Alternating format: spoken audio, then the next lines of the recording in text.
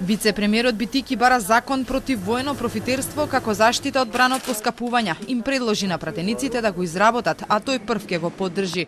Вели дека не е возможно одредени цени да се толку високи.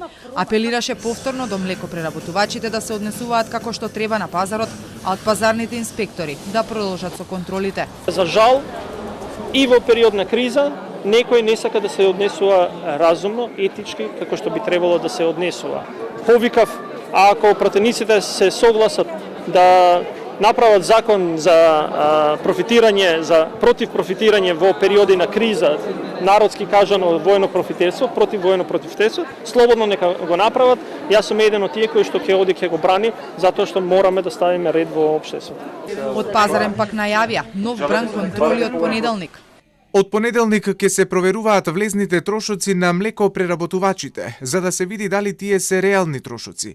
Доколку не се, ќе се бара од нив да ја коригираат цената. Дополнително, пазарниот инспекторат ќе врши засилени контроли и кај трговците на мало и на големо, за да се види дали тие се придржуваат кон мерката за ограничени маржи. И покрај тоа што државата ги ограничи маржите на трговците, цените на основните производи продолжија да растат. Пред известно време нови повисоки цени добија и кашкавалот, сирењето и јогуртот. Од владата пак тврдат дека се разгледува опцијата да се прошири листата на производи чии маржи ќе се ограничат. Високите цени на производите ја вивна инфлацијата. За август месец достигна речиси 17%.